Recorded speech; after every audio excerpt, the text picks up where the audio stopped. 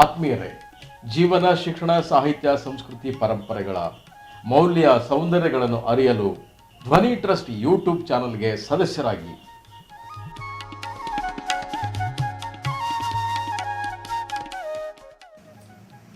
ನಮಸ್ಕಾರ. ನಮಗೆ ಇವತ್ತು ಒಂದು ಸಂತಸದ ದಿನ, ಜೊತೆಗೆ ವಿಶೇಷ ದಿನ. ಯಾಕೆಂದರೆ ನನಗೆ ವಿದ್ಯಾಗುರುಗಳಾಗಿದ್ದಂಥ ಪ್ರೊಫೆಸರ್ KS ಕೌಜಿಲ್ಗಿ ಅವರು, ಈಗ ಅವರು ನಿವೃತ್ತ ಕನ್ನಡ ಪ್ರಾಧ್ಯಾಪಕರು, ನಮ್ಮ ಧ್ವನಿ ಕೇಂದ್ರಕ್ಕೆ ಬಂದಿದ್ದಾರೆ.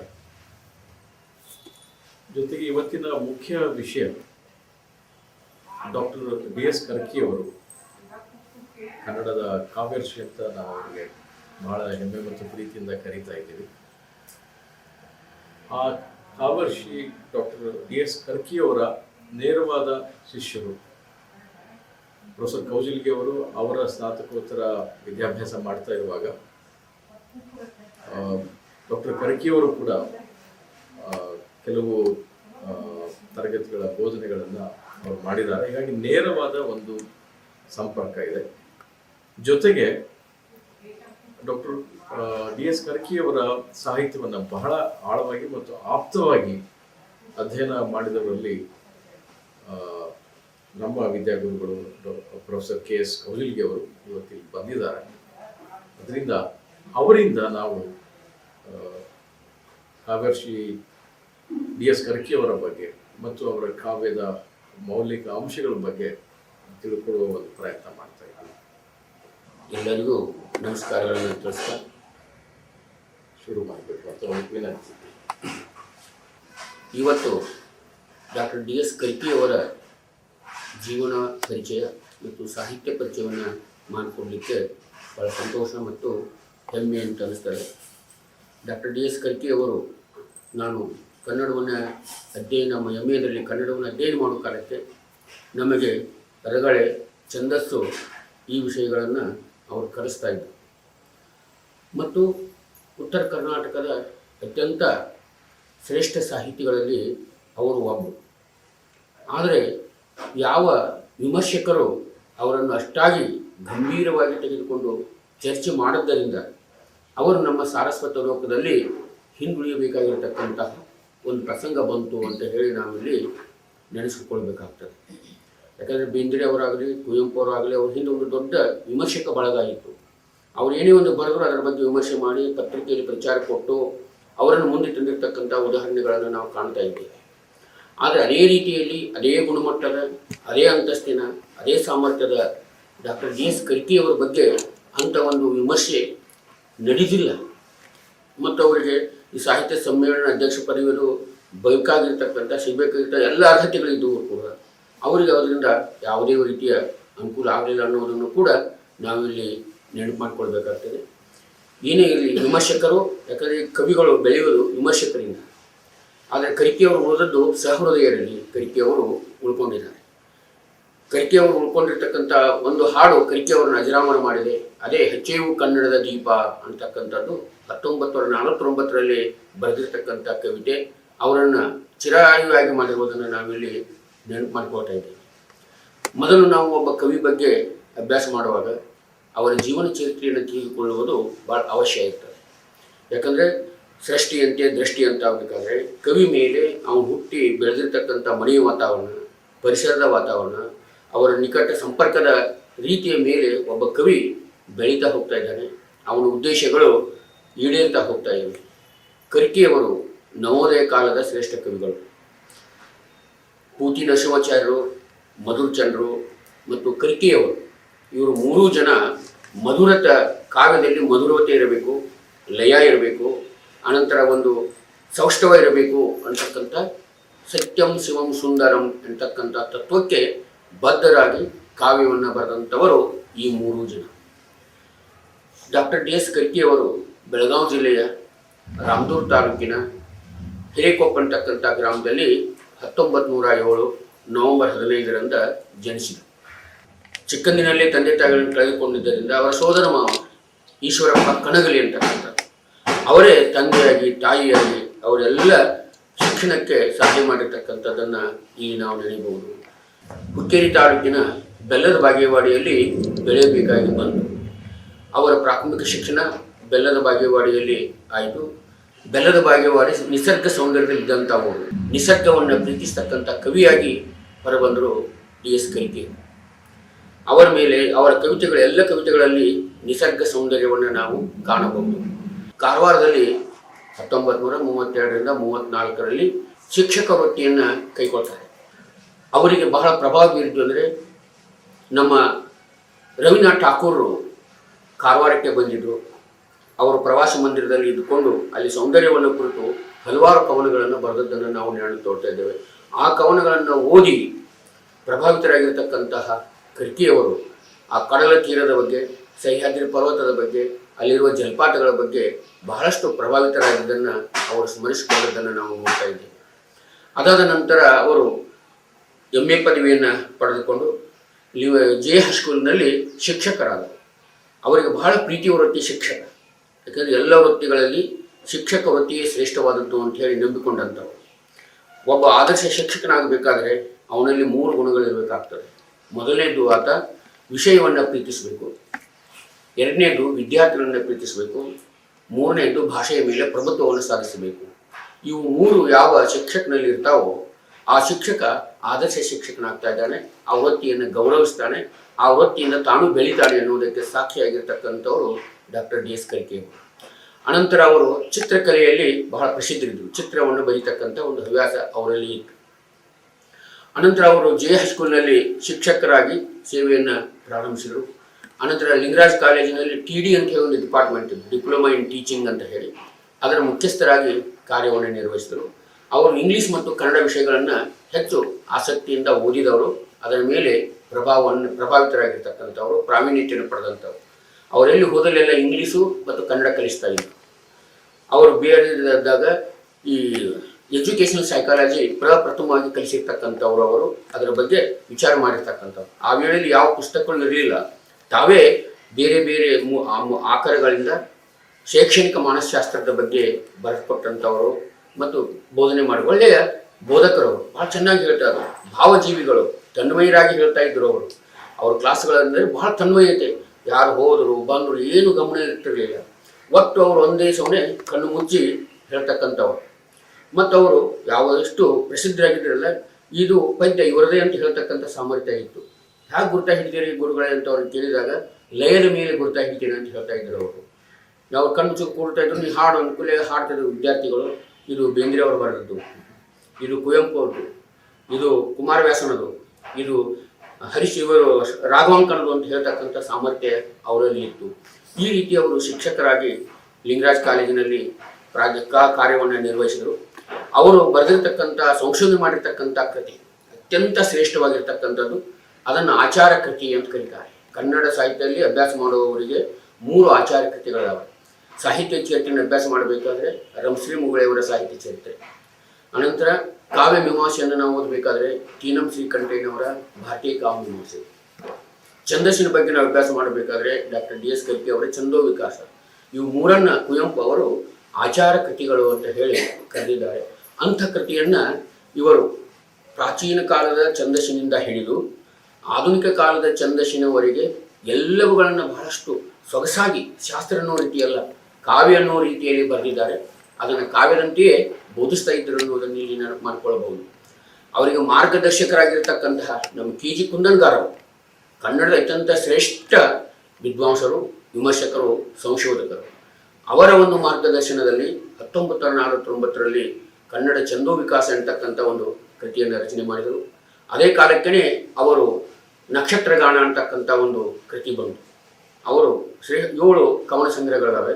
ಮೊದಲು ಬಂದಂಥದ್ದು ನಕ್ಷತ್ರಗಾನ, ಎರಡನೇದು ಭಾವತೀರ್ಥ, ಮೂರನೇದು ಗೀತ ಗೌರವ, ಅನಂತರ ನಾಲ್ದೇಶೀಯ ನೋಟ, ತನನತೋ, ಬಣ್ಣದ ಚಂದು. ಈ ರೀತಿಯಲ್ಲಿ ಹಲವಾರು ಕವನ ಸಂಗ್ರಹಗಳನ್ನು ಅವರು ತಂದರು. ಒಂದು ಗದ್ಯ, ಅದು ನಾಲ್ದೇಶೀಯ ನೋಟ ಅಂತಕ್ಕಂಥದ್ದು ಗದ್ಯ ಸಂಗ್ರಹ. ಅನಂತರ ತನನತೋ, ಬಣ್ಣದ ಚೆಂಡು ಅಂತಕ್ಕಂಥವು ಶಿಶು ಸಾಹಿತ್ಯಕ್ಕೆ ಸಂಬಂಧಪಟ್ಟಂಥವುಗಳು. ಅನಂತರ ಗೀತ ಗೌರವ ಮತ್ತು ನಕ್ಷತ್ರಗಾನ, ಇವು ಭಾವತೀರ್ಥ. ಇವು ಕರ್ಕಿಯವರ ಸಾಹಿತ್ಯವನ್ನು ಅಭ್ಯಾಸ ಮಾಡೋದಂದರೆ ಕನ್ನಡ ಸಂಸ್ಕೃತಿಯನ್ನು ಅಭ್ಯಾಸ ಮಾಡಿದ ಹಾಗೆಯೇ. ಯಾಕಂದರೆ ನಕ್ಷತ್ರಗಾನದಲ್ಲಿ ಕೆಲವೊಂದು ವ್ಯಕ್ತಿಗಳ ಗೀತ ಗೌರವದಲ್ಲಿ ಕೆಲವೊಂದು ಸ್ಥಳಗಳನ್ನು ಪರಿಚಯ ಮಾಡಿಕೊಟ್ಟಿದ್ದಾರೆ. ಈಗ ಸೊಗಲ ಸೋಮೇಶ್ವರನ ಅಂಗಳದಲ್ಲಿ ಜಲಕನ್ನಿಕೆಯರು ಕುಣಿಹಿತಗಳು, ತೆಂಗುಗಳು, ಬಾಳೆಗಳು ತಲೆದೂರಿ ಹೋಗುವಂತಕ್ಕಂಥದ್ದು. ಅನಂತರ ಕೂಡಲ ಸಂಗಮ ಹೇಳ್ತಾರೆ, ಹೇಳ್ತಾರೆ ವರ ಮಲಪ್ರಭೆ ಕೃಷ್ಣ ಸಹೋದರು ಅಂತ ಹೇಳ್ತಕ್ಕಂಥ ಒಂದು ವಚನ. ಸಲಿಲ ಸಂಗಮ ತಿರಹರಿಸುವುದು ಭಾವಸ್ಪಂದನ ಅಂತಕ್ಕಂಥ ಅವ್ರ ಹಾಡು. ಒಲವಿನಲ್ಲಿ ಬೆರೆದಿಯರು ಮಲಪ್ರಭೆ ಕೃಷ್ಣಿಯರು ಸಲಿಲ ಸಂಗಮದಲ್ಲಿ ಅಂತ ಹೇಳಿ ಒಂದು ಬಹಳ ಸೊಗಸಾಗಿರ್ತಕ್ಕಂತಹ ಪದ್ಯವನ್ನು ಅವರು ಬರೆದಿದ್ದಾರೆ. ಅಲ್ಲಿ ಕನ್ನಡ ತೀರ್ಥ ಗೊಮ್ಮಟೇಶ್ವರ ಬಗ್ಗೆ ಇರಬಹುದು, ಐಹೊಳೆ ಬಗ್ಗೆ ಇರಬಹುದು, ಬಾದಾಮಿ ಬಗ್ಗೆ ಇರಬಹುದು, ಅವೆಲ್ಲ ಗೌತಮ ಬುದ್ಧನ ಬಗ್ಗೆ ಇರಬಹುದು. ಒಂದು ರೀತಿಯಲ್ಲಿ ಎಲ್ಲ ಮಹಾಪುರುಷರ ಬಗ್ಗೆ, ಎಲ್ಲ ತೀರ್ಥಕ್ಷೇತ್ರಗಳ ಬಗ್ಗೆ ಬಹಳ ಸೊಗಸಾಗಿ ಅವರು ಬರೆದಿರುವುದರಿಂದ ಕರ್ಕಿಯವರನ್ನು ಅಭ್ಯಾಸ ಮಾಡುವುದೆಂದರೆ ನಾವು ಕನ್ನಡ ಸಂಸ್ಕೃತಿಯನ್ನೇ ಅಭ್ಯಾಸ ಮಾಡಿದ ಹಾಗೆ ಅಂಥೇಳಿ ತಿಳ್ಕೊಳ್ಳೋಕ್ಕೆ ಸಾಧ್ಯ ಇದೆ. ನಂತರ ಎಲ್ಲಕ್ಕೂ ಹೆಚ್ಚು ಗೌರವ ತಂದು ಕೊಟ್ಟಿರ್ತಕ್ಕಂಥ ಅವರು ಛಂದಸ್ಸು. ಅದರಲ್ಲಿ ಅವರು ಲಿಪಿಲತೆ ಅಂತಕ್ಕಂಥದ್ದು ಒಂದಿದೆ, ಬಹಳ ಪ್ರಸಿದ್ಧವಾಗಿರ್ತಕ್ಕಂಥದ್ದು ಲಿಪಿಲತೆ. ಕನ್ನಡದ ಅಕ್ಷರಗಳು ಎಲ್ಲೆಲ್ಲಿದ್ದಾವೆ, ಹೇಗಾಗಿದ್ದಾವೆ ಅದನ್ನೇ ಲಯವನ್ನು ಅನುಸರಿಸಿ ನಮ್ಮ ಕೆ.ಎಸ್. ನಿಸಾರ್ ಅಹಮದವರು ನಿತ್ಯೋತ್ಸವ ತಾಯಿ ನಿನಗೆ ನಿತ್ಯೋತ್ಸವ ಅಂತಕ್ಕಂಥ ಪದ್ಯವನ್ನು ಬರೆದವರು ನೋಡ್ತಾ ಇದ್ದೇವೆ. ಅದಕ್ಕೆ ಪ್ರೇರಣೆ ಕೊಟ್ಟದ್ದು ಡಾಕ್ಟರ್ ಡಿ.ಎಸ್. ಕರ್ಕಿ ಅವರ ಲಿಪಿಲತೆ. ಅನಂತರ ಇವರು ಬಹಳಷ್ಟು ಪ್ರಸಿದ್ಧ ಆಗಿರ್ತಕ್ಕಂಥದ್ದು ಇವು ನಮ್ಮ ಗಾಂಧೀಜಿಯವರು ನಮ್ಮ ಕೊಲೆಯಾದ ದಿವಸ ಅವರು ಬರೆದಿರ್ತಕ್ಕಂಥದ್ದು ನೀಲದಲ್ಲಿ ನೀಲವಾಗಿ ಹೋದ ನಮ್ಮ ದೂರ ದೂರ ಇನ್ನೊಮ್ಮೆ ಏಕೆ ಬಾರ ಅಂತಕ್ಕಂಥದ್ದು ಕನ್ನಡದ ಅತ್ಯಂತ ಶ್ರೇಷ್ಠವಾಗಿರ್ತಕ್ಕಂಥ ಶೋಕ ಗೀತೆಗಳಲ್ಲಿ ಒಂದು ಅಂತ ಹೇಳಿ ಡಾಕ್ಟರ್ ವಿ.ಕೆ. ಗೋಕಾಕರು ಪ್ರಶಂಸೆ ಮಾಡಿರುವುದನ್ನು ನಾವು ಇಲ್ಲಿ ನೋಡ್ತಾ ಇದ್ದೇವೆ. ಅನಂತರ ಇವರು ವೃತ್ತಿಯ ಜೊತೆಗೆ ಇವರು ಪ್ರವೃತ್ತಿ ಸಾಹಿತ್ಯ ರಚನೆಯರು ಬಹಳ ಮಧುರವಾಗಿರ್ತಕ್ಕಂಥ ವ್ಯಕ್ತಿತ್ವ, ಬಹಳ ಸಾವಕಾಶವಾಗಿ ಚೆನ್ನಾಗಿ ಬಹಳಷ್ಟು ಶಿಸ್ತಿನಿಂದ ಅಷ್ಟೇ ಸೌಜನ್ಯ ಮೂರ್ತಿ ಕೂಡ ಆಗಿದ್ದರು ಡಾಕ್ಟರ್ ಡಿ.ಎಸ್. ಕರ್ಕಿ ಅವರು. ಮತ್ತು ಎಲ್ಲ ಸಾಹಿತಿಗಳಲ್ಲಿ ನಿಕಟವಾದಂಥ ಸಂಪರ್ಕ ಇತ್ತು. ಆದರಾತಿಥ್ಯದಲ್ಲಿ ಅವರನ್ನು ಮೀರಿಸುವವರು ಯಾರೂ ಇರಲಿಲ್ಲ, ಅಷ್ಟು ಆದರಾತಿಥ್ಯ. ಯಾರೇ ಮನೆಗೆ ಬಂದರೂ ಕೂಡ ತಮ್ಮ ಹೆಂಡತಿ ಪಾರ್ವತಿ ಅಂತ ಹೇಳಿ ಕರೆದು ಎಲ್ಲರಿಗೂ ಹೋಳಿಗೆ ಊಟವನ್ನು ಮಾಡಿಸ್ತಕ್ಕಂಥ, ಯಾರೇ ಬಂದರೂ ಕೂಡ ಊಟ ಮಾಡಿನೇ ಹೋಗಬೇಕು, ಅದು ಮುಂಜಾನೆ ಬಂದರೆ ಹೋಳಿಗೆ ಊಟನೇ ಮಾಡಿಸ್ತಾ ಇದ್ರು ಅನ್ನೋದನ್ನು ಎಲ್ಲರೂ ಹೇಳುವುದನ್ನು ನಾವು ಕೇಳಿದ್ದೇವೆ. ಈ ರೀತಿಯಲ್ಲಿ ಅವರು ಕೆ.ಎಲ್.ಇ ಸಂಸ್ಥೆಯ ಆಜೀವ ಸದಸ್ಯರಾಗಿ, ಕಾಡಸಿದ್ದೇಶ್ವರ ಕಾಲೇಜಿನ ಪ್ರಾಚಾರ್ಯರಾಗಿ, ನಂತರ ನರೇಗಲ್ ಕಾಲೇಜಿನ ಪ್ರಾಚಾರ್ಯರಾಗಿ, ನಂತರ 3000 ಮಠದ ಮಹಿಳಾ ಕಾಲೇಜಿನ ಪ್ರಾಚಾರ್ಯರಾಗಿ ಆ ಎಲ್ಲ ಕಾಲೇಜುಗಳಿಗೆ ಒಂದು ಆಡಳಿತಾತ್ಮಕ ಶಿಸ್ತನ್ನು, ಶೈಕ್ಷಣಿಕ ಶಿಸ್ತನ್ನು ತಂದುಕೊಟ್ಟರು. ಅನಂತರ ಅವರು ಕರ್ನಾಟಕ ವಿಶ್ವವಿದ್ಯಾಲಯದಲ್ಲಿ UGC ಪ್ರಾಧ್ಯಾಪಕರಾಗಿ ಸೇವೆಯನ್ನು ಸಲ್ಲಿಸಿದರು. ಅವರ ಸೇವೆಯನ್ನು ಮನದಂದು ಕರ್ನಾಟಕ ಸಾಹಿತ್ಯ ಅಕಾಡೆಮಿ ಬಹುಮಾನ ಅವರಿಗೆ ಲಭಿಸಿದೆ. ಅನಂತರ ಪ್ರತಿಷ್ಠಿತ ನಮ್ಮ ಧೀಮಂತ ಸಾಹಿತಿ ಅಂತೇಳಿ ನಮ್ಮ ಕಾರ್ಪೊರೇಷನ್ದವ್ರು ಕೊಡ್ತಕ್ಕಂಥ ಒಂದು ಪ್ರಶಸ್ತಿ ಸಿಕ್ಕಿದೆ. ಕರ್ನಾಟಕ ಸರ್ಕಾರ ಮಾಶಾಸನವನ್ನು ಅವರಿಗೆ ಮಂಜೂರು ಮಾಡಿರ್ತಕ್ಕಂಥದ್ದನ್ನು ಇಲ್ಲಿ ನಾವು ನೆನಪು ಮಾಡ್ಕೊಳ್ತಾ ಇದ್ದೇವೆ. ಇಂಥ ಒಬ್ಬ ಆದರ್ಶ ಕವಿ ಮತ್ತು ಅವರು ಒಕ್ಕಲ್ತನವನ್ನು ಬಹಳ ಪ್ರೀತಿ ಮಾಡಿರ್ತಕ್ಕಂಥ, ಕೃಷಿಯನ್ನು ಪ್ರೀತಿ ಮಾಡಿರ್ತಕ್ಕಂಥ ಕವಿ. ಅವರ ಕವಿಗಳಲ್ಲಿ ಸೀತಿನಿ ಬಗ್ಗೆ ಬರ್ತದೆ, ಹಕ್ಕಿ ಬಗ್ಗೆ ಬರ್ತದೆ, ಕುಂಬಳ ಬಗ್ಗೆ ಬರ್ತದೆ, ಕುಸುಬಿ ಬಗ್ಗೆ ಬರ್ತಾ ಇದೆ, ಹಾಗಲ ಹೂವಿನ ಬಗ್ಗೆ ಬರ್ತಾ ಇದೆ. ಈ ರೀತಿಯಲ್ಲಿ ಒಕ್ಕಲತನದಲ್ಲಿರ್ತಕ್ಕಂಥದ್ದನ್ನು ಅವರು ಹೆಚ್ಚು ಹಳ್ಳಿ ಜೀವನವನ್ನು ಪ್ರೀತಿಸ್ತಕ್ಕಂಥವರು, ಸೌಂದರ್ಯವನ್ನು ಪ್ರೀತಿಸ್ತಕ್ಕಂಥ ಕವಿಯವರು. ಇಂಥ ಒಬ್ಬ ಧೀಮಂತ ಕವಿ ಬಗ್ಗೆ ಅವರು ಕನ್ನಡ ಪ್ರಚಾರಕರು ಹೌದು. ಅವರು ಹುಬ್ಬಳ್ಳಿಯಲ್ಲಿದ್ದಾಗ 1968ರಲ್ಲಿ ಸಾಹಿತ್ಯ ಮಂಟಪ ಅಂತ ಹೇಳಿ ಒಂದು ಸಾಹಿತ್ಯ ಆಸಕ್ತರ ಒಂದು ಸಮಿತಿಯನ್ನು ಮಾಡಿಕೊಂಡು ಅವರು ಪ್ರತಿ ವಾರ ಒಬ್ಬ ಸಾಹಿತಿಯನ್ನು ಕರೆಸಿ ಚಿಂತನ ಮಂಥನ ಮಾಡ್ತಾಯಿದ್ರು, ಸಂವಾದ ಮಾಡ್ತಾಯಿದ್ರು. ಅವರು ತೀರಿಕೊಂಡ ನಂತರ 1984ರಲ್ಲಿ ಅವರು ತೀರ್ಕೊಂಡರು. ಅವಾಗೆ ಆ ಸಾಹಿತ್ಯ ಮಂಟಪವನ್ನು ನಮ್ಮ ನಿರಂಜನ ವಾಲಿಶೆಟ್ಟರ್ ಅವರು ಕರ್ಕಿ ಸಾಹಿತ್ಯ ವೇದಿಕೆ ಅಂತ ಹೇಳಿ ಅದನ್ನು ಮಾರ್ಪಾಡು ಮಾಡಿಕೊಂಡು ಅವರ ಕಾರ್ಯಕ್ರಮಗಳನ್ನು ಇನ್ನೂವರೆಗೂ ಮುಂದುವರಿಸಿಕೊಂಡು ಬಂದದ್ದನ್ನು ನಾವು ಇಲ್ಲಿ ಕಾಣ್ತಾ ಇದ್ದೇವೆ. ಅವರು ಈ ಕೇಂದ್ರ ಸಾಹಿತ್ಯ ಅಕಾಡೆಮಿಯ ಕನ್ನಡ ವಿಭಾಗದ ಸಲಹೆಗಾರರಾಗಿದ್ದರು. ಅನಂತರ ಆಯ್ಕೆ ಸಮಿತಿಯ ಸದಸ್ಯರಾಗಿದ್ದರು. ಅನಂತರ ಅವರು ಪ್ರಿನ್ಸಿಪಾಲ್ರಾದಾಗ ಅವರ ಸೇವೆಯನ್ನು ಮನದಂದು ಅವರಿಗೆ ರಷ್ಯಾ ದೇಶದ ಪ್ರವಾಸವನ್ನು ಕರ್ನಾಟಕ ಸರ್ಕಾರ ಕಲ್ಪಿಸಿಕೊಟ್ಟದ್ದನ್ನು ನಾವು ಇಲ್ಲಿ ನೋಡ್ತಾ ಇದ್ದೇವೆ. ಇಂಥ ಒಬ್ಬ ಧೀಮಂತ ಸಾಹಿತ್ಯ ಬಗ್ಗೆ ನಾವು ಅಭ್ಯಾಸ ಮಾಡುವುದು ಭಾಳ ಒಳಿತಾಗಿರ್ತಕ್ಕಂಥದ್ದು. ಅವರ ಸಾಹಿತ್ಯವನ್ನು ನಾವು ಹೆಚ್ಚು ಓದಬೇಕಾಗಿದೆ. ಪಠ್ಯ ಪುಸ್ತಕಗಳಲ್ಲಿ ಅವರಿಗೆ ಅವಕಾಶಗಳು ಸಿಗ್ತಾನೇ ಇಲ್ಲ. ಯಾಕಂದರೆ ಅವರು ತನನ ತೋಂ, ಬಣ್ಣದ ಚೆಂಡು, ಈ ಒಂದು ಮಕ್ಕಳ ಗೀತೆಗಳಿಂದ, ಯಾಕಂದರೆ ಅವರು ಇದ್ದ ಕಾಲಕ್ಕೆ ನಮ್ಮ G.P. ರಾಜರತ್ನಂ ಅವರು, ಕುವೆಂಪು ಅವರು, ಅನಂತರ ಕರ್ಕಿ ಅವರು, ಅನಂತರ ಎಚ್ ಡಿ ಇಂಚಲ್ ಅವರು ಮಕ್ಕಳ ಬಗ್ಗೆ ಬಹಳಷ್ಟು ಬರೆದಂಥವರು. ಅವರ ಒಂದು ಸಾಹಿತ್ಯ ಇವತ್ತು ಪಠ್ಯ ಪುಸ್ತಕದಲ್ಲಿ ಆಗಬೇಕಾಗಿರ್ತಕ್ಕಂಥ ಅವಶ್ಯಕತೆ ಇದೆ. ಅದನ್ನು ಪಠ್ಯಪುಸ್ತಕ ಸಮಿತಿಯವರು ಗಮನಿಸಬೇಕಾಗಿದೆ. ಅನಂತರ ಕರ್ಕಿಯವರು ಕನ್ನಡವನ್ನು ಪ್ರಚಾರ ಮಾಡ್ತಕ್ಕಂಥವ್ರು. ಬೆಳಗಾವದಲ್ಲಿ ಕರ್ಕಿಯವರು, ಅನಂತರ ಎಚ್ ಡಿ ಇಂಚಲ್ ಅವರು, ಅನಂತರ ಬಗಂ ತುರ್ಮರಿ ಅವರು, ಇವರು 3 ಜನ ಬೆಳಗಾವದಲ್ಲಿ ಈ ಮರಾಠಿಗರ ಪ್ರಭಾವವನ್ನು ಕಡಿಮೆ ಮಾಡುವುದರಲ್ಲಿ, ಕನ್ನಡ ಪ್ರಜ್ಞೆಯನ್ನು ಜಾಗೃತ ಮಾಡುವುದರಲ್ಲಿ ಪ್ರಮುಖ ಪಾತ್ರ ವಹಿಸಿದವರು ಅನ್ನೋದನ್ನು ನಾವು ಮರೀಲಿಕ್ಕಾಗೋದಿಲ್ಲ. ಕಿಟ್ ಅಂತ ಕರಿತಾ ಇದ್ರು. ಅವ್ರು 3 ಜನ ಭಾಳ ಚೆನ್ನಾಗಿ ಮಾತಾಡ್ತಾ ಇದ್ರು. ಆದರೆ ತುರ್ಮರಿ ಅವರು ಸೌಮ್ಯ ಇದ್ರು. ಆದರೆ ಇಂಚಲ್ ಅವರು ಭಾಳ ಖಡಕ್ಕಾಗಿ ಮಾತಾಡ್ತಾ ಇದ್ರು. ಅವರು ಲಾವಣಿ ಹಾಡುವುದರಲ್ಲಿ, ಮಾತುಗಾರರಲ್ಲಿ ಎಸ್ ಡಿ ಇಂಚಲ್ ಅವರು ಭಾಳ ಪ್ರಸಿದ್ಧರಾಗಿರ್ತಕ್ಕಂಥವ್ರು, ಕನ್ನಡದ ಪ್ರಚಾರವನ್ನು ಮಾಡಿರ್ತಕ್ಕಂಥವ್ರು. ಅನಂತರ ಕನ್ನಡದ ಬರೆಯುವಣಿಗೆಗೆ ಹೆಚ್ಚು ಪ್ರೋತ್ಸಾಹ ಕೊಟ್ಟಿರ್ತಕ್ಕಂಥವ್ರು. ಬೆಳಗಾವದಲ್ಲಿ ಆಗಿರ್ತಕ್ಕಂಥ ಸಾಹಿತ್ಯ ಸಮ್ಮೇಳನಕ್ಕೆ ಹೆಚ್ಚು ಅವಕಾಶವನ್ನು ಮಾಡಿಕೊಟ್ಟಂಥವರು, ದುಡಿದಂಥವ್ರು. ಅವರಲ್ಲಿ ಅವ್ರ ಬಗ್ಗೆ ಬಹಳಷ್ಟು ಪ್ರಶಂಸೆ ಮಾಡಿದಂಥವರು ಕನ್ನಡದ ನಮ್ಮ ಪ್ರಸಿದ್ಧ ವಿದ್ವಾಂಸರಾಗಿದ್ದ ನಮ್ಮ ಬುದ್ಧನ ಹಿಂಗಿರಿ ಅವರು, ಅವರ ಭಾಳ ಆತ್ಮೀಯರು ಅವರಿಗೆ. ಅದಾದ ನಂತರ ಪಿ ಕೆ ಬಾಗೋಜಿ ಅವರು RPD ಕಾಲೇಜಿನಲ್ಲಿ ಇದ್ದಂಥ ಒಬ್ಬ ಶ್ರೇಷ್ಠ ಕನ್ನಡ ಪ್ರಾಧ್ಯಾಪಕರು. ಈ ರೀತಿ ಇಲ್ಲಿ ಎಲ್ಲರೂ ಅವರ ಬಗ್ಗೆ ಬಹಳಷ್ಟು ಗೌರವದಿಂದ ಇರುವುದನ್ನು ನೋಡ್ತೇವೆ. ಇಂಥವರು ಕರ್ಕಿಯವರ ಹೆಸರು ಎಲ್ಲಿವರೆಗೆ ಇಟ್ಟಿದ್ದಾರೆ, ಕನ್ನಡ ಚಂದೋ ವಿಕಾಸ ಎಲ್ಲಿವರೆಗೆ ನಾವು ಅಭ್ಯಾಸ ಮಾಡ್ತೇವೋ ಅಲ್ಲಿವರೆಗೆ ನಾವು ಕರ್ಕಿಯವರನ್ನು ಸ್ಮರಿಸ್ತಾನೇ ಇರ್ತೇವೆ. ಅದು ಕರ್ಕಿಯವರು ಈ ಶಿಶುನಾಳ ಶರೀಫರ ಬಗ್ಗೆ ಪ್ರಪ್ರಥಮವಾಗಿ ಒಂದು ಪ್ರಚಾರಕ್ಕೆ ಬರಬೇಕು ಅನ್ನೋ ಉದ್ದೇಶದಿಂದ 1956ರಲ್ಲಿ ಧಾರವಾಡದಲ್ಲಿ ಒಂದು ಸಮಿತಿಯನ್ನು ರಚನೆ ಮಾಡಿಕೊಂಡು ಅವರು ಶಿಶುನಾಳ ಶರೀಫರ ಹಾಡುಗಳನ್ನು ಸಂಗ್ರಹ ಮಾಡಿದರು. ಅವಾಗ ಹಾಡ್ತಕ್ಕಂಥವರು ಇದ್ದರು, ನೇರವಾಗಿ ಈ ಶಿಶುನಾಳ ಶರೀಫರ ನೋಡಿದಂಥವರು ಇದ್ದರು ಮತ್ತು ಆ ಹಾಡುಗಳನ್ನು ಬಾಯ್ಪಾಟ್ ಮಾಡಿದಂಥವರು ಇದ್ದರು. ಗುಡಿಗೇರಿ ಅವರು, ಅನಂತರ ಅಟ್ಟಿಗೇರಿ ಅವರು, ಅವರಿಂದನೇ ಹಾಡುಗಳನ್ನು ನೇರವಾಗಿ ಸಂಗ್ರಹಿಸಿದರು. ಅನಂತರ ಅವರು ನಮ್ಮ ಸಿಂದಗಿ ಅವರಿಗೆ ಅವ್ರ ಬಗ್ಗೆ ಒಂದು ಏನಾದರೂ ಬರೀರಿ, PhD ಮಾಡಿರಿ ಅಂತ ಹೇಳಿ ನಮ್ಮ ಮಾಳವಾಡ ಅವರ ಮಾರ್ಗದರ್ಶನದಲ್ಲಿ ಮಲ್ಲಿಕಾರ್ಜುನ ಸಿಂದಗಿ ಅವರು ಶಿಶುನಾಳ ಶರೀಫರ ಬಗ್ಗೆ ಪ್ರಥಮವಾಗಿ ಒಂದು PhD ಬರುವ ರೀತಿಯಲ್ಲಿ ಪ್ರಯತ್ನ ಮಾಡಿದರು. ಈ ರೀತಿಯಲ್ಲಿ ಕನ್ನಡವನ್ನು ಪ್ರಚಾರ ಮಾಡಿದರು ಮತ್ತು ಎಷ್ಟೋ ಕವಿಗಳನ್ನು, ಸಾಹಿತಿಗಳನ್ನು ಬೆನ್ನು ತಟ್ಟಿ ಪ್ರೋತ್ಸಾಹ ಮಾಡಿದರು. ಅವರು ಬರೆದಿರ್ತಕ್ಕಂಥ ಪುಸ್ತಕಗಳ ಬೆನ್ನುಡಿ ಬರೆಯುವುದು, ಮುನ್ನುಡಿ ಬರೆಯುವುದು, ಅವುಗಳ ಬಿಡುಗಡೆಗೆ ವ್ಯವಸ್ಥೆ ಮಾಡುವುದು, ಅವುಗಳ ಬಗ್ಗೆ ಪ್ರಚಾರಕ್ಕೆ ಪತ್ರಿಕೆಗೆ ಬರೆಯುವುದು, ಇಂತೆಲ್ಲ ಒಳ್ಳೆಯ ಕೆಲಸಗಳನ್ನು ಮಾಡಿರ್ತಕ್ಕಂಥ ಒಬ್ಬ ಧೀಮಂತ ಸಾಹಿತಿ ಡಾಕ್ಟರ್ DS ಕರ್ಕಿ ಅವರು ಅನ್ನೋದನ್ನು ನಾವಿಲ್ಲಿ ನೆನಪು ಮಾಡಿಕೊಳ್ಬೇಕು. ಅವರ ಸಾಹಿತ್ಯವನ್ನು ನೀವೇನು ಯೋಜನಾಧಿಕಾರಿಗಳೇನಾಗಿದೆಯಲ್ಲ, ಈ ಯೋಜನಾಧಿಕಾರಿಗಳಾಗಿರ್ತಕ್ಕಂಥವರು ಪಠ್ಯ ಆಧಾರಿತ ಸಾಹಿತಿಗಳ ಬಗ್ಗೆ ನೀವು ಹೆಚ್ಚು ಒತ್ತು ಕೊಡಬೇಕಾಗ್ತದೆ. ಯಾಕಂದರೆ ಇವರು ಪಠ್ಯ ಯಾವುದೇ ಒಂದು ಪಠ್ಯ ಇವರು ಇರೋದಿಲ್ಲ ಅಂದಮೇಲೆ ಒಂದು ಅಚ್ಚೆವು ಕನ್ನಡದ ದೀಪ ಒಂದು ಕನ್ನಡ ಪಠ್ಯ ಪುಸ್ತಕದಲ್ಲಿ ಪ್ರಾಥಮಿಕ ಶಾಲೆಯಲ್ಲಿ ಅದೇ ಬಂದದ್ದು. ಆ ಸಂದರ್ಭದಲ್ಲಿ ನಮ್ಮ ನೋಡಿ ಇಲ್ಲಿ ಐತೆ ಅದು ನೋಡಿ, ಅಚ್ಚೆವು ಕನ್ನಡ ದೀಪ ಬಗ್ಗೆ ಬಂದದ್ದು. ಕನ್ನಡ 7ನೇ ತರಗತಿಯ ಕನ್ನಡ ಪಠ್ಯ ಪುಸ್ತಕದಲ್ಲಿ ಕನ್ನಡದ ದೀಪ ಅದ್ರ ಬಗ್ಗೆನೇ ಮಾತಾಡೋದು. ಅದಕ್ಕೆ ಇಲ್ಲೆಂದು ಹೇಳ್ತದ್ದು ಹಚ್ಚೇವು ಕನ್ನಡದ ದೀಪ ಇದೆ, ನಾವು ಕೋತಿನವರು ಬರೆದಿದ್ದಾರೆ. ಅವರು ಲಿಂಗರಾಜ್ ಕಾಲೇಜಿನ ಕನ್ನಡ ಯೂನಿವರ್ಸಿಟಿಗೂ ಕೂಡ ಬಂದಿದ್ರು. ಕರ್ಕಿಯವರ ಮೊದಲನೇ ಸಂಪುಟದಲ್ಲಿ ಬಂದಿರತಕ್ಕಂಥದ್ದು, ಮೊದಲನೇ ಕವನ ಸಂಗ್ರಹ ನಕ್ಷತ್ರಗಾನ 1949ರಲ್ಲಿ ಬಂದಿರತಕ್ಕಂಥದ್ದು. ಇದು ಅತ್ಯಂತ ಶ್ರೇಷ್ಠವಾಗಿ, ಯಾಕಂದರೆ ಕನ್ನಡದಲ್ಲಿ 27 ನಾಡಗೀತೆಗಳಿದಾವೆ. ಕನ್ನಡದಲ್ಲಿ ವಿವಿಧ ಜನ ಬೇರೆ ಬೇರೆ ಜನ ಬರೆದಿರ್ತಕ್ಕಂಥವುಗಳು 27 ನಾಡಗೀತೆಗಳಿದಾವೆ.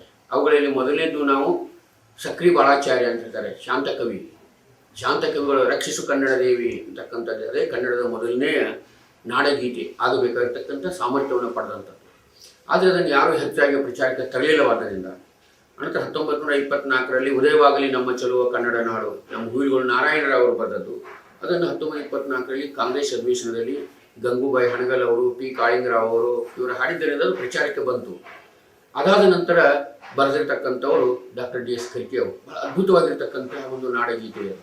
ಹಚ್ಚೇವು ಕನ್ನಡದ ದೀಪ ಎಲ್ಲೆಲ್ಲಿ ಹಚ್ತಾ ಇದ್ದೇವೆ, ಅದರಲ್ಲಿ ಎಂಥ ಸಾಮರ್ಥ್ಯ ಇದೆ. ಸ್ವಲ್ಪ ದೀರ್ಘ ಆಗಿದೆ ಅಂತ ಅನಿಸ್ತದೆ, ಅದು ಬಹಳ ಒಳ್ಳೆಯ, ಆದರೆ ಅದು ಆಗಬೇಕಾಗಿರ್ತಕ್ಕಂಥದ್ದು.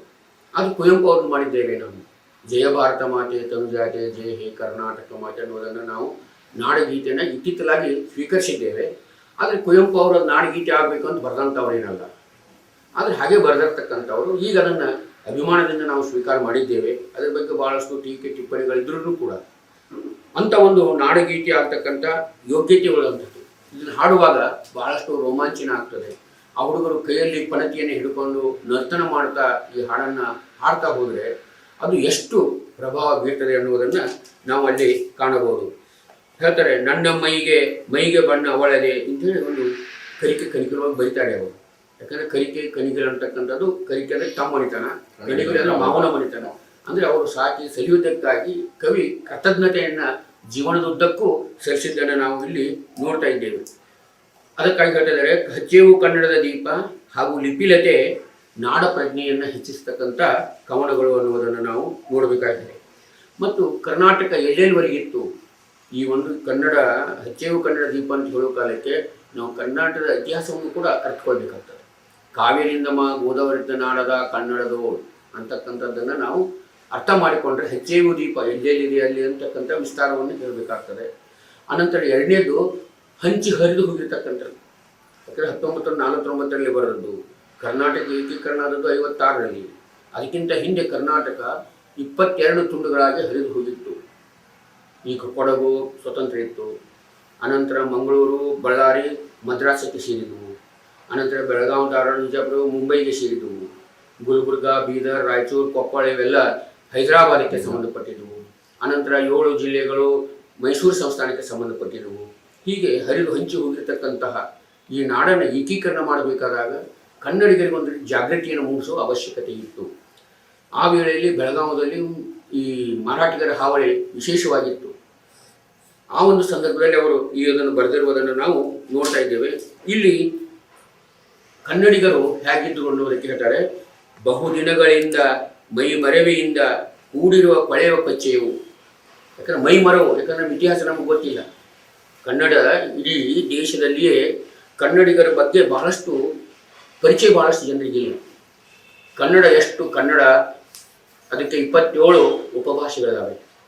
ಕನ್ನಡದ ಒಂದು ಉಪಭಾಷೆ ಅಫ್ಘಾನಿಸ್ತಾನದ ತಾಲಿಬಾನದಲ್ಲಿದೆ, ಬ್ರಾಹುಯಿ ಅಂತ ಹೇಳಿ. ಒರಿಸ್ಸಾದಲ್ಲಿ ಗೊಂಡಿ, ಸಂತಾಲಿ ಅಂತಕ್ಕಂಥದ್ದಿದೆ. ಅನಂತರ ಮಹಾರಾಷ್ಟ್ರದಲ್ಲಿದೆ, ಕೇರಳದಲ್ಲಿದೆ. ಅವನ್ನೆಲ್ಲವುಗಳನ್ನು ನಾವು ಮರೆತು ಬಿಟ್ಟಿದ್ದೇವೆ ಇವತ್ತು. ಅನಂತರ ಕನ್ನಡಿಗರ ಹೇರ್ ಸ್ಟೈಲ್ ಅಂತಕ್ಕಂಥದ್ದು ಬಂಗಾಳದಲ್ಲಿದೆ. ಬಂಗಾಳದ ಶೇರ್ ಮಣಿತನವನ್ನು ಅಧಿಕಾರಕ್ಕೆ ತಂದಂಥವರು ಕನ್ನಡಿಗರು ಅನ್ನೋದನ್ನು ನಾವು ಮರಿತಾ ಇದ್ದೇವೆ. ನೇಪಾಳದಲ್ಲಿರ್ತಕ್ಕಂಥ ಕಾಠ್ಮಂಡುವಿನಲ್ಲಿರ್ತಕ್ಕಂಥ ಪಶುಪತಿನಾಥ ದೇವಾಲಯದ ಪೂಜಾರಿಗಳು ಗೋಕರ್ಣದವರು. ಇವತ್ತಿಗೂ ಕೂಡ ಕನ್ನಡದಲ್ಲಿ ಅವರ ಮಂತ್ರವನ್ನು ಹೇಳ್ತಾರೆ. ಅನಂತರ ನೃಪತುಂಗ ಹುಟ್ಟಿದ್ದು ರಾಜಸ್ಥಾನದ ಶಿವಗಿರಿ ಅಂತಕ್ಕಂಥದ್ದು, ಏನು ಮೌಂಟ್ ಅಬು ಇದೆಯೋ ಅದರ ಪಕ್ಕದ ಹಳ್ಳಿಯಲ್ಲಿ ಅವರು ಹುಟ್ಟಿರ್ತಕ್ಕಂಥವ್ರು. ಇಂಥ ಒಂದು ವಿಶಾಲವಾದಂಥ ಅರಿವಿಂದ ನಮ್ಗೆ ಅದ್ರ ಬಗ್ಗೆ ನಾವು ಮರೆತು ಬಿಟ್ಟಿದ್ದೇವೆ. ಈಗ ಕನ್ನಡ ಅಂತಂದ್ರೇನು, ಕರ್ನಾಟಕ ಅಂದ್ರೆ ಏನು ಅನ್ನೋದ್ರ ಬಗ್ಗೆ ನಾವು ವಿಚಾರ ಮಾಡ್ತಾ ಇದ್ದೇವೆ. ಆದರೆ ಮೈ ಮರೆವೆಯಿಂದ 1600 ವಿಜಯನಗರ ಸಾಮ್ರಾಜ್ಯ ಹಾಳಾಗುವವರೆಗೆ ಇಡೀ ಜಗತ್ತಿನಲ್ಲಿ ಅತ್ಯಂತ ಶ್ರೀಮಂತವಾದಂಥ ರಾಜ್ಯ ಕರ್ನಾಟಕ ಆಗಿತ್ತು. ಇದು ನಮ್ಮ ಡೊಮಿಂಗೋ ಪೀರು, ಅಬ್ದುಲ್ ರಜಾಕ, ನಿಖಿಲ ಕೋಟಿ ಇವರೆಲ್ಲ ಬಂದು ಹೇಳ್ತಾರೆ, ಮುತ್ತು ರತ್ನಗಳು ಹಾದಿಯಲ್ಲಿಟ್ಟು ಮಾರ್ತಾ ಇದ್ರು ಅಂತಕ್ಕಂಥ, ಕಾಳುಗಳ ಹಾಗೆ ಮಾರ್ತಾ ಇದ್ರು. ಅತ್ಯಂತ ಶ್ರೀಮಂತವಾದಂಥ ರಾಜ್ಯ ಆಗಿತ್ತು ಕರ್ನಾಟಕ. ವಿಜಯನಗರ ಸೋತ ನಂತರ, ವಿಜಯನಗರ ಹಾಳಾದ ನಂತರ ನಮಗೆ ಬಡತನ ಬಂತು ಅಂತಕ್ಕಂಥದ್ದನ್ನು ಇಲ್ಲಿ, ಅದಕ್ಕಾಗಿ ಅಂಥದ್ದೆಲ್ಲ ನಾವು ಮರೆತು ಬಿಟ್ಟಿದ್ದೇವೆ ಅಂತ. ಅದನ್ನು ನಾವು ಇವತ್ತು ತೆಗೆದು ಹಾಕಿ ಕವಿ ಹೇಳ್ತಾನೆ, ಬಹುದಿನಗಳಿಂದ ಮೈ ಮರಿವೆಯಿಂದ ಕೂಡಿರುವ ಕೊಳೆಯ ಕಚ್ಚೆಯು. ಅದೇನು ನಮ್ಮಲ್ಲಿ ಮರವಿದೆಯಲ್ಲ ಅದನ್ನು ತೆಗೆದು ನಾವು ಪ್ರಜ್ಞಾವಂತಿಕೆಯನ್ನು ಬೆಳೆಸ್ಕೋಬೇಕು. ಇವತ್ತು ನಾವು ಅಖಂಡ ಕರ್ನಾಟಕ ಆಗಬೇಕಾದ್ರೆ ಕೇರಳದಿಂದ ಕಾಸರಗೋಡು ಬರಬೇಕಾಗಿದೆ, ತಮಿಳುನಾಡಿನಿಂದ ಉದಕಮಂಡಲ, ಕೊಯಮತ್ತೂರು, ತಾಳವಾಡಿ ಬರಬೇಕಾಗಿದೆ, ಆಂಧ್ರ ಪ್ರದೇಶದಿಂದ ಕರ್ನೂಲು, ಆದವಾನಿ ಜಿಲ್ಲೆಗಳು ಬರಬೇಕಾಗಿದೆ, ಮಹಾರಾಷ್ಟ್ರದಿಂದ ಸೊಲ್ಲಾಪುರ್, ಮಿರಜ್, ಸಾಂಗ್ಲಿ ನಮಗೆ ಬರಬೇಕಾಗಿದೆ, ಗೋವಾದಿಂದ ಕಾಣ್ಕೋಣಂ ಜಿಲ್ಲೆ ನಮಗೆ ಬರಬೇಕಾಗಿದೆ. ಇಷ್ಟು ಬಂದಾಗ ಅಖಂಡ ಕರ್ನಾಟಕ ನಿರ್ಮಾಣ ಆಗ್ತದೆ. ಆದರೆ ನಾವೆಲ್ಲ ಇತಿಹಾಸವನ್ನು ಮರ್ತಿದ್ದೇವೆ. ಅದಕ್ಕಾಗಿ ಆ ಇತಿಹಾಸವನ್ನು ತಿಳಿದುಕೊಳ್ಳ್ರಿ ಅಂತ. ಇದನ್ನೇ ಅಂಬೇಡ್ಕರ್ ಅವರು ಹೇಳ್ತಾರೆ, ಇತಿಹಾಸವನ್ನು ತಿಳಿಯಲಾರದ ವ್ಯಕ್ತಿ ಇತಿಹಾಸವನ್ನು ನಿರ್ಮಾಣ ಮಾಡಲಾರ. ಯಾಕಂದರೆ ಇತಿಹಾಸ ನಮಗೆ ಅಭಿಮಾನವನ್ನು ಕಲಿಸಿಕೊಡ್ತದೆ, ರಾಷ್ಟ್ರೀಯ ಪ್ರಜ್ಞೆಯನ್ನು ಜಾಗೃತಿ ಮಾಡಿಕೊಡ್ತದೆ. ಅಂಥ ಕನ್ನಡ ಪ್ರಜ್ಞೆಯನ್ನು ಜಾಗೃತಿ ಮಾಡಿರ್ತಕ್ಕಂಥ ಅತ್ಯಂತ ಶ್ರೇಷ್ಠವಾದಂಥ ಕವಿತೆ ಹಚ್ಚೇವು ಕನ್ನಡದ ದೀಪ ಅನ್ನುವುದನ್ನು ನಾವು ಮರೀಲಿಕ್ಕಾಗೋದಿಲ್ಲ. ಮರೆತೇವು ಮರವ, ತೆರೆದೇವು ಮನವ. ಅದಕ್ಕಾಗಿ ಏನೇನು ಆಗಿದೆ ಅಂದರೆ ಮರೆತು ಬಿಡೋಣ, ಹಿಂದೆ ಏನೇನೋ ಆದದನ್ನು ಮರೆತು ಬಿಡೋಣ, ವಿಶಾಲ ಹೃದಯವನ್ನು ತಾಳೋಣ ಅಂತಕ್ಕಂಥ. ತೆರೆದೇವು ಮನವ, ಎರೆದೇವು ಒಲವ, ಹಿಡಿ ನೆನಪ. ಅಂದರೆ ಕರ್ನಾಟಕ ಈ ಶಿವಾಜಿ ಮಗ ಬಾಲಾಜಿರಾವ್ ಔರಂಗಜೇಬನಿಗೆ ಹೆದರಿ ಕೆಳದಿಗೆ ಬಂದಾಗ ಚೆನ್ನಮ್ಮ ಅವರಿಗೆ ಆಶ್ರಯ ಕೊಡ್ತಾ ಇದ್ದಾರೆ. ಶಿವಾಜಿ ಜೊತೆಗೆ ಹೋರಾಟ ಮಾಡಿ ತನ್ನ ರಾಜ್ಯವನ್ನು ಕಳ್ಕೊಳ್ತಾ ಇದ್ದಾರೆ. ಇಂಥ ಕನ್ನಡಿಗರು ಅದನ್ನು ತಿಳ್ಕೊಳ್ಬೇಕಾಗಿದೆ. ಅನಂತರ ಶಿವಾಜಿ ಅವನು ಕರ್ನಾಟಕ ಮೇಲೆ ದಾಳಿ ಮಾಡಿದಾಗ ಬೆಳವಡಿ ಮಲ್ಲಮ್ಮನ ಜೊತೆಗೆ ಯುದ್ಧ ಮಾಡುವಾಗ ಅಲ್ಲಿ ಒಂದು ಚಿತ್ರ ಇದೆ, ಯಾದವಾಡದ ದ್ಯಾಮನ ಗುಡಿಯಲ್ಲಿ ಒಂದು ಚಿತ್ರ ಇದೆ. ಆ ಒಂದು ಚಿತ್ರದಲ್ಲಿ ಶಿವಾಜಿ ಮತ್ತು ಬೆಳವಡಿ ಮಲ್ಲಮ್ಮನ ಚಿತ್ರ ಇದೆ. ಇದರಲ್ಲಿ ಅದ್ರ ಬಗ್ಗೆ ನಾವಿನ್ನೂ ಸರಿಯಾಗಿ ಅಭ್ಯಾಸ ಮಾಡಬೇಕಾಗಿದೆ. ಶಿವಾಜಿ ಮಲ್ಲಮ್ಮನಿಗೆ ಸೋತ ಅಂತಕ್ಕಂಥ ಚಿತ್ರ ಸೂಚಿಸ್ತದೆ. ಅದು ಅವಾಗ ಕೊಲ್ಲಬೇಕು ಅಂತ ಹೇಳಿ ಅವಳು ಅದು ಮಾಡಿದಾಗ, ನೀನು ನನ್ನ ತಾಯಿ ಅಂಬಾದೇವಿ ಕಂಡಂಗೆ ಕಾಣ್ತೀಯ ಅಂತ ಅವನು ಉದ್ಗಾರ ಮಾಡಿದಾಗ ಅವನು ಕೊಲ್ಲುವುದನ್ನು ಬಿಟ್ಟಿರ್ತಕ್ಕಂಥ ಚಿತ್ರವನ್ನು ನಾವು ಯಾದವಾಡದ ದ್ಯಾಮನಗುಡಿಯಲ್ಲಿ ಕಾಣಲಿಕ್ಕೆ ಸಾಧ್ಯ ಇದೆ. ಅಂಥ ಇತಿಹಾಸವನ್ನು ನಾವು ಇವತ್ತು ನೆನಪು ಮಾಡಿ ಜನರಿಗೆ ತಿಳಿಸ್ಕೊಡ್ಬೇಕಾಗಿದೆ. ಅದನ್ನು ಹೇಳ್ತಾ ಇದ್ದಾರೆ, ಮರೆತೇವು ಮರವ ತೆರೆದೇವು ಮನವ ಎರೆದೇವು ಒಲವ ಹಿಡಿ ನೆನಪ ತೊರೆದೇವು ಮರಳ ಕಡೆದೇವು ಇರುಳ ಪಡೆದೇವು ತಿರುಳ ಹಿಡಿ ನೆನಪ.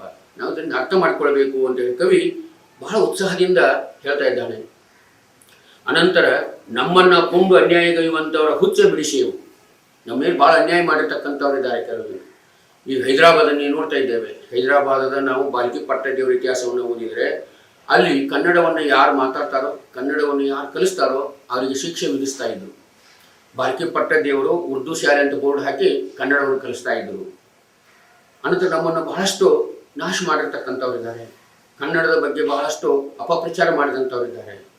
ಅದನ್ನು ನಾವು ಅವ್ರು ಹುಚ್ಚು ಬಿಡಿಸಬೇಕು. ನಮ್ಮ ಕೆಲವೊಂದು ಜನರು ಡಿ ವಿ ಗುಂಡಪ್ಪ ಮೊದಲಾದಂಥವ್ರು ಏಕೀಕರಣಕ್ಕೆ ಅನುಕೂಲ ಇರಲಿಲ್ಲ. ಅವರು ಏಕೀಕರಣ ಆಗೋದು ಬೇಡ ಅಂತ ಹೇಳ್ತಾ ಇದ್ರು. ಅನಂತರ ನಮ್ಮ ಇವರು ಮಂಜಪ್ಪ ಅಂತ ಹೇಳಿ ಅವರು ರಾಜ್ಯ ಕರ್ನಾಟಕ ಏಕೀಕರಣ ಆಗೋದ್ರ ಬಗ್ಗೆ ಒಲವು ಇರಲಿಲ್ಲ. ಅವರು ನಮ್ಮ ಮೊದಲನೆಯ ಮುಖ್ಯಮಂತ್ರಿಗಳು. ಯಾಕಂದರೆ ಉತ್ತರ ಕರ್ನಾಟಕ ಬಡವತನದ್ದು ಅದು ಹಾಗೆ ಇದೆ, ಮೈಸೂರು ಸಂಸ್ಥಾನ ಬೇರೆ ಸೇರಬಾರದು ಅಂತಕ್ಕಂಥ ವಿಚಾರ ಇತ್ತು. ಅದನ್ನು ಸೇರಿಸಿದವರು ನಮ್ಮ ಕೆಂಗಲ್ ಹನುಮಂತಯ್ಯನವರು ಇರಿದ್ರೆ ಏಕೀಕರಣ ಆಗ್ತಾ ಇರಲಿಲ್ಲ. ಅದಕ್ಕಾಗಿ ಅಂಥವ್ರು ಹೇಳ್ತಾರೆ, ನಮ್ಮನ್ನು ಉಂಡು ಅನ್ಯಾಯಗೈಯುವಂಥವರ ಹುಚ್ಚ ಬಿಡಿಸೇವು. ಇದಕ್ಕೆ ಉದಾಹರಣೆಯಾಗಿ ಮೊಹಮ್ಮದ್ ಬಿನ್ ತಗ್ಲಕ್ ನೋಡ್ತಾ ಇದ್ದೇವೆ ನಾವು. ಮೊಹಮ್ಮದ್ ಬಿನ್ ತಗ್ಲಕ್ನ ಬಹೌದ್ ಗುಸ್ತಿಪ ಅಂತಕ್ಕಂಥವನು ಅವನ ಒಬ್ಬ ಸುಲ್ತಾನ ಅಂತ. ಅವನು ಯೋಧನೆ ಮಾಡಿದಾಗ ಅವನಿಗೆ ಸಹಾಯ ಮಾಡಿರ್ತಕ್ಕಂಥವ್ರು ಕರ್ನಾಟಕದವರು. ಆದರೆ ಕರ್ನಾಟಕದ ಅನ್ನವನ್ನು ಉಂಡು ಕರ್ನಾಟಕ ಅನ್ಯಾಯ ಬರೆದಂಥ ಜನ ಭಾಳಷ್ಟು ಜನ ಇದ್ದಾರೆ. ಅವರು ಹುಚ್ಚು ಬಿಡಿಸಬೇಕು, ಅವ್ರಿಗೆ ತಿಳಿ ಹೇಳಬೇಕು ಅಂತ ಕವಿ ಇಲ್ಲಿ ಕರೆ ಕೊಡುವುದನ್ನು ನಾವು ಕಾಣ್ತಾ ಇದ್ದೇವೆ. ಅನಂತರ ನಮ್ಮ ಉಸಿರು ತೀಡುವ ನಾಡಿನಲ್ಲಿ ಮಂಗಲ ಗೀತೆ ಹಾಡೆವು. ಇದು ಮಂಗಲ ಗೀತೆ ಆಗಬೇಕು ಅಂತ ಒಳ್ಳೆಯದನ್ನು ಬಯಸ್ತಾ ಇದ್ದಾರೆ ಹೊರತು ಕವಿಗಳು ಕೆಟ್ಟ ಅವನು ಕೊಲ್ಲು ಅಂತ ಹೇಳ್ತಾ ಇಲ್ಲ. ಅವ್ರಿಗೂ ಒಳ್ಳೆಯದಾಗಲಿ, ಮಂಗಲ ಗೀತೆಯನ್ನು ಹಾಡೋಣ ಅಂತಕ್ಕಂಥ ಮಾತನ್ನು ಇಲ್ಲಿ ನಾವು ಹಚ್ಚಿರುವ ದೀಪದಲ್ಲಿ ತಾಯಿಯ ರೂಪ ಅಚ್ಚಳೆಯದಂತೆ ತೋರೆಯವು. ಹಚ್ಚಿದ ದೀಪದಲ್ಲಿ ನಮ್ಮ ತಾಯಿಯ ಸ್ವರೂಪವನ್ನು ನಾವು ಕಾಣೋಣ. ದೀಪ ಜ್ಞಾನದ ಸಂಕೇತ ಅಂತ ಹೇಳಿ ಬಳಸ್ತಾರೆ. ಅನಂತರ ಆ ದೀಪ ಜ್ಞಾನದಲ್ಲಿ ನಮ್ಮ ತಾಯಿಯನ್ನು ಕಾಣಬೇಕು, ಕನ್ನಡದ ಅಭಿಮಾನವನ್ನು ನಾವು ಉಳಿಸ್ಕೊಳ್ಬೇಕು ಅಂತ. ಹಚ್ಚೇವು ಕನ್ನಡದ ದೀಪ ಕರುನಾಡ ದೀಪ ಸಿರಿನುಡಿಯ ದೀಪ. ಕವಿ ಬಹಳಷ್ಟು ಅಭಿಮಾನದಿಂದ ಹೇಳುವುದನ್ನು ನೋಡ್ತಾ ಇದ್ದೇವೆ. ಹಚ್ಚೇವು ಕನ್ನಡದ ದೀಪ ಕರುನಾಡ ದೀಪ ಸಿರಿನುಡಿಯ ದೀಪ ಬಲವೆತ್ತಿ ಒಲವೆತ್ತಿ ತೋರುವ ದೀಪ. ಇದು ಪ್ರೀತಿಯ ದ್ಯೋತಕವಾಗಿ ಈ ಹಾಡನ್ನು ಹಾಡಿರ್ತಕ್ಕಂಥದ್ದು. ಕನ್ನಡ ಪ್ರಜ್ಞೆಯನ್ನು ಬೆಳೆಸುವುದರಲ್ಲಿ ಈ ಹಾಡು ಬಹಳ ಪ್ರಮುಖವಾದಂಥ ಸ್ಥಾನವನ್ನು ವಹಿಸಿದೆ ಅನ್ನುವುದನ್ನು ನಾವಿಲ್ಲಿ ತಿಳ್ಕೊಳ್ಳೋದು. ಒಂದೇ ಕರ್ಕಿಯವರ ಶಾಶ್ವತವಾಗಿರ್ತಾರೆ ಎನ್ನುವುದಕ್ಕೆ ಚಂದೋ ವಿಕಾಸ ಕೃತಿ, ಹಚ್ಚೇವು ಕನ್ನಡದ ದೀಪ ಮತ್ತು ಲಿಪಿಲತೆ ಮತ್ತು ನಮ್ಮ ಗಾಂಧೀಜಿಯವರ ತಿಳಿದ ಸೋಕಿ ಗೀತೆ, ಇವಿಷ್ಟೇ ಸಾಕು ಅವರ ದೊಡ್ಡ ಶ್ರೇಷ್ಠವಾದಂಥ ಕವಿಗಳು ಅನ್ನುವುದಕ್ಕೆ. ಆದರೆ ಅವರಿಗೆ ವಿಮರ್ಶಕರು ಸರಿಯಾದ ಸ್ಥಾನಮಾನವನ್ನು ಕೊಡಲಿಲ್ಲ ಅಂತಕ್ಕಂಥ ನೋವು ಬಹಳಷ್ಟು ಜನರಿಗೆ ಇದೆ. ಏನೇ ಇದ್ದರೂ ಕೂಡ ಅವರ ಸಾಹಿತ್ಯವನ್ನು ಓದುವುದರ ಮೂಲಕ, ಪ್ರಚಾರ ಮಾಡುವುದರ ಮೂಲಕ ಆ ಒಂದು ಸ್ಥಾನವನ್ನು ನಾವು ತುಂಬಿಕೊಳ್ಬೇಕಾಗಿದೆ ಅಂತ ಹೇಳ್ತಾ ಅವರ ಪರಿಚಯವನ್ನು ಇಟ್ಟಿಗೆ ಮುಗಿಸ್ತಾ ಇದ್ದೇನೆ. ಏನಾದರೂ ಕೇಳ್ಬೋದು. ಅದೇ ಬಹಳ ಸರಿ ಇತ್ತು ಹೇಳಿದ್ದು. ಈ ಕನ್ನಡ ವಿಮರ್ಶಕರು ಕರ್ಕಿ ಸಾಹಿತ್ಯವನ್ನು ಒಂದು ರೀತಿಯಲ್ಲಿ ಅಲಕ್ಷ್ಯ ಮಾಡಿದರೂ ಕೂಡ ತಾವು ಹೇಳಿದಾಗೆ ಸಹೃದಯರ ಮನಸ್ಸಿನಲ್ಲಿ ಒಂದು ರೀತಿಯಲ್ಲಿ ಶಾಶ್ವತವಾಗಿ ಇರುವಂಥವರು ಡಾಕ್ಟರ್ ಡಿ ಎಸ್ ಕರ್ಕಿ ಅವರು ಅನ್ನೋದು ಉತ್ಪ್ರೇಕ್ಷೆ ಅಂತ ನನಗೇನು ಅನಿಸುತ್ತೆ. ಅದು ಬಹಳ ಸತ್ಯವಾದ ಒಂದು ಮಾತು ಕೂಡ.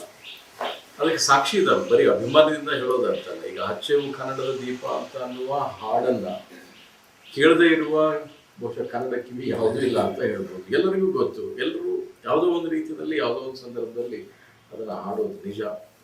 ಆಮೇಲೆ ತುಂಬ ಶಾಸ್ತ್ರ ಗ್ರಂಥ ಅದು, ಕನ್ನಡ ಚಂದೋ ವಿಕಾಸ ಅಂತ ಏನಿದೆ, ಆದರೆ ಬಹಳ ಸತ್ಯ ಅದು. ಅದನ್ನು ಒಂದು ರೀತಿ ಕಥೆ ಕಾದಂಬರಿ ಓದಿದರೆ ಎಷ್ಟು ಸಂತೋಷ ಪಡ್ಬೋದು, ಹಾಗೆ ಅದನ್ನು ಓದಿ ಸಂತೋಷ ಪಟ್ಟವರಲ್ಲಿ ನಾನು ಕೂಡ ಒಬ್ಬನು. ಬಹಳ ನಿಜ ಅದು. ಒಂದೆರಡು ಸಣ್ಣ ಪ್ರಶ್ನೆ ಇದ್ವು. ಒಂದು ಕರ್ಕಿ ಸರ್ ಮಾತಾಡಿದ ಭಾಷಣಗಳಾಗ್ಬೋದು ಅಥವಾ ಅವರು ಯಾವುದಾದ್ರೂ ಸಂದರ್ಭದಲ್ಲಿ ವಾಚನ ಮಾಡಿದ ಏನು ಕಾವ್ಯ ವಾಚನ ಮಾಡಿದ ಸಂದರ್ಭದ ಧ್ವನಿಗಳು ಮುದ್ರಿತ ಧ್ವನಿಗಳು ಏನಾದರೂ ಸಿಗ್ತಾವ ಹೇಗೆ ತಮಗೆ ಅದ್ರ ಬಗ್ಗೆ ಮಾಹಿತಿ ಎಲ್ಲಿನೂ ಸಿಗೋದು ಯಾವ್ದು ಎಲ್ಲಿನೂ ಆಕಾಶವಾಣಿಯಲ್ಲಾಗಲಿ ಆಕಾಶವಾಣಿಯೊಳಗೆ ಸಿಗ್ಬೋದು. ಯಾಕಂದ್ರೆ ಅವರು ಕವಿ ಗೋಷ್ಠಿ ಒಳಗೆ ಭಾಗವಹಿಸಿದ್ದು ಅಲ್ಲಿ ಆಕಾಶವಾಣಿ ಒಳಗೆ ಸಿಗ್ಬೋದು. ಯಾಕಂದ್ರೆ ಅವ್ರು ಮಾತಾಡಿರ್ತಕ್ಕಂಥದ್ದು ಇದ್ದೇವೆ. ಅವರು ಇಂಟರ್ವ್ಯೂ ತಗೊಂಡಿದ್ರು, ಅವರು ರಷ್ಯಾಕ್ಕೆ ಹೋಗಿ ಬರೋ ಕಾಲಕ್ಕೆ ಒಂದು ಇಂಟರ್ವ್ಯೂ ತಗೊಂಡಿದ್ದು ಕೇಳಿದ್ದೇವೆ. ಅವ್ರು ಸಾಮಾನ್ಯವಾಗಿ ಮೂಗಿನಿಂದ ಮಾತಾಡ್ತಾ ಇದ್ರು. ಅವರು ಸ್ವಲ್ಪ ಮೂಗಿನಿಂದ ಹೆಚ್ಚಾಗಿ ಮಾತಾಡ್ತಾ ಇದ್ರು. ಅವರು ಸ್ವಲ್ಪ ಧ್ವನಿ ಕೊಗ್ಗಿತ್ತು ಅವರು. ಅಂದ್ರೆ ನಾವು ಮುಖ್ಯವಾಗಿ ಕವಿಯ ಜೀವನ ಪರಿಚಯ ಮಾಡುವ ಸಂದರ್ಭದಲ್ಲಿ ಈ ವಿಚಾರ ನನಗೆ ಅವರು ಯಾಕಂದ್ರೆ ಧ್ವನಿಯನ್ನ ಹಿಡಿದು ಇಡುವ ವ್ಯವಸ್ಥೆ ಆಗ್ಲೇ ಬಂದಿತ್ತು. ಬಂದಿತ್ತು. ಏನಾದ್ರು ಸಿಕ್ಕಿದ್ರೆ ಚೆನ್ನಾಗಿತ್ತು. ಒಂದು ಎರಡನೇದ್ದು ಡಾಕ್ಟರ್ DS ಕರ್ಕಿ ಅವರ ಸಾಹಿತ್ಯ ತಾವು ಹೇಳಿದ ಹುಬ್ಬಳ್ಳಿಯಲ್ಲಿ ಈಗ ಸಂಘಟನೆ ಮಾಡಿಕೊಂಡು ಅನ್ನು ಉಳಿಸುವ ಒಂದು ಕೆಲಸ ಆಗ್ತಾ ಇದೆ ಅಂತ. ಮತ್ತು ನನ್ನ ಕುತೂಹಲ ಇರೋದು ಸಾರ್ವಜನಿಕ ಕೆಲವೊಂದಿಷ್ಟು ದೊಡ್ಡ ಕೆಲಸಗಳನ್ನ ಅದು ಪ್ರತಿ ವರ್ಷ ಮಾಡ್ಕೊಂಡು ಬರ್ತಾ ಇದೆ. ಪತ್ರಿಕೆಗಳಲ್ಲಿ ಕೂಡ ನಾವು ನೋಡ್ತಾ ಇದ್ದೀವಿ. ಶಿಕ್ಷಣಕ್ಕೆ ಸಂಬಂಧಿಸಿದ್ದಂತೆ ಅಂದರೆ ಮುಖ್ಯವಾಗಿ ಶಿಕ್ಷಕರಿಗೆ ತಲುಪಿಸ್ಬೇಕಾಗಿದೆ. ಅಂದರೆ ಅದರಲ್ಲೂ ಪ್ರಾಥಮಿಕ ಮತ್ತು ಪ್ರೌಢಶಾಲಾ ಮಟ್ಟದಲ್ಲಿ ಶಿಕ್ಷಕರಿಗೆ ಮತ್ತೆ ಈ ಬಗೆಯ ಒಂದು ಸಾಹಿತ್ಯದ ಪರಿಚಯ ಆದರೆ ಅವ್ರಿಗೂ ಕೂಡ ಶಕ್ತಿ ಬರ್ತದೆ. ಆ ಪ್ರಯತ್ನಗಳೇನಾದರೂ ಆ ಸಂಘಟನೆ ಮೂಲಕ ಆ ಸಂಘಟನೆ ಅವ್ರು ಏನು ಮಾಡ್ತಾ ಇದ್ದಾರೆ, ಪ್ರತಿ ವರ್ಷ ಅವರು ಶಾಲಾ ಕಾಲೇಜುಗಳಿಗೆ PUC ಹಂತದವರೆಗೆ ಒಂದು ಕನ್ನಡ ಪರಿಚಯ ಪರೀಕ್ಷೆಯನ್ನು ನಡೆಸ್ತಾರೆ. ಸರಿ, ಎಲ್ಲ ಶಾಲಾ ಮಕ್ಕಳಿಗೆ ಮಾಡಿ ಸ್ಪರ್ಧಾಳುಗಳಿಗೆ ಬಹುಮಾನ ವಿತರಣೆ ಮಾಡ್ತಾರೆ. ಅದರಲ್ಲಿ ಕರ್ಕಿ ಸಾಹಿತ್ಯದ ಸ್ವಲ್ಪ ಪ್ರಶ್ನೆಗಳನ್ನೇ ಹೆಚ್ಚು ಕೇಳ್ತಾರೆ. ಯಾಕಂದ್ರೆ ಅವ್ರು ಕರ್ಕಿ ಸಾಹಿತ್ಯದ ಬಗ್ಗೆ ಕೇಳಿದಾಗ ಅವ್ರ ಪುಸ್ತಕಗಳ ಸಿಗ್ತಕ್ಕಂಥದ್ದು ಭಾಳ ಕಡಿಮೆ. ಹೀಗಾಗಿ ಅವರು ಕರ್ಕಿ ಸಾಹಿತ್ಯದ ಬಗ್ಗೆ ಒಂದು 2 ಪ್ರಶ್ನೆಗಳಷ್ಟು ಕೇಳಿರ್ತಾರೆ ಹೊರತು ಹೆಚ್ಚು ಕೇಳಿರುವುದಿಲ್ಲ.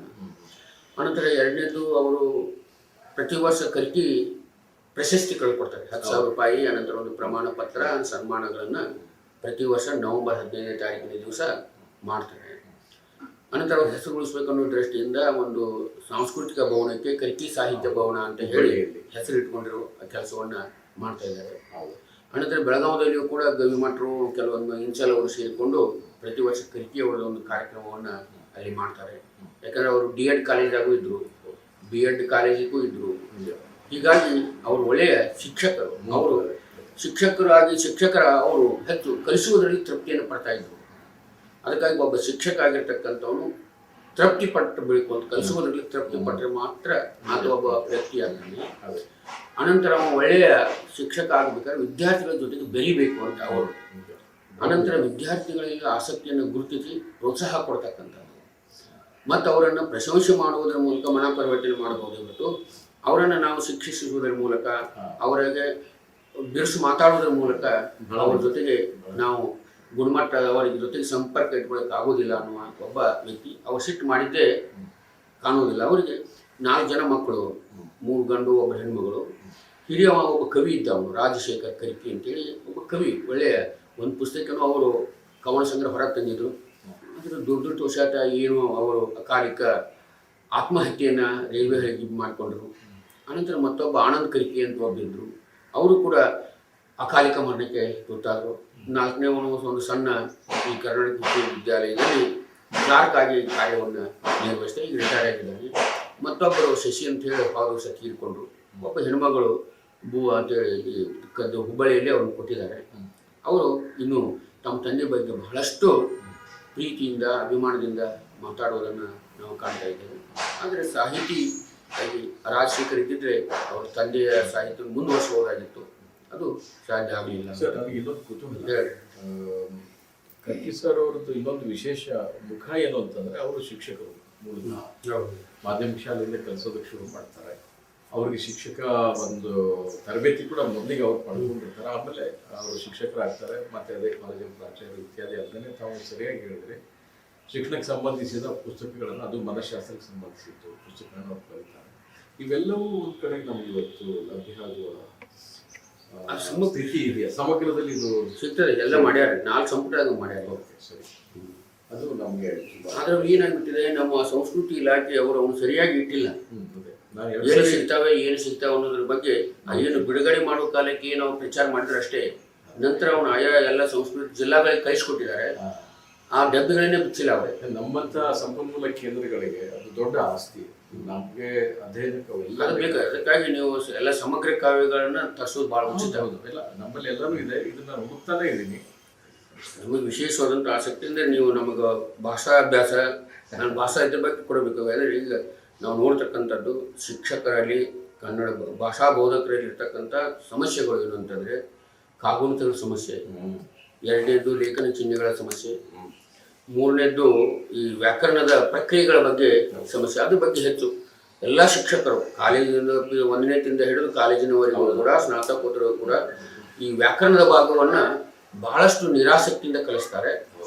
ವರ್ಷದ ಕೊನೆಗೆ ಆದಷ್ಟು ಬೇಗನೆ ಕಲಿಸ್ತಾರೆ. ಪ್ರತ್ಯೇಕ ನಾಟಕ ಪದ್ಯ ಯಾಕೆ ಕಲಿಸ್ತೇವೆ ಹಂಗೆ ಕಲಿಸೋದಿಲ್ಲ. ಇಲ್ಲಿ ಇನ್ನೊಂದು 3-4 ದಿವಸಕ್ಕೆ ಕ್ಲೋಸ್ ಆಗ್ತದೆ ಅಂತಂದ್ರೆ ಈಗ ಅವಸರವಾಗಿ ಹೇಳಲಾಗಿದೆ, ಮಾಡ್ಬೇಕು. ಯಾಕಂದ್ರೆ ಕೆಲವು ಪ್ರಶ್ನೆ ಆ ರೀತಿ ಒಳಗೆ ಅದು ಆಗಬಾರ್ದು ಅಂತ. ಈಗ ತತ್ಸಮ ತದ್ಭವ ಹುಡುಗರಿಗೆ ಒಂದು 100 ಭಾಷೆ ಬರ್ತಾರೆ, ಅವು ಬಂದ್ರೆ ಬರೀತಾರೆ, ಇದರಿಲ್ಲ.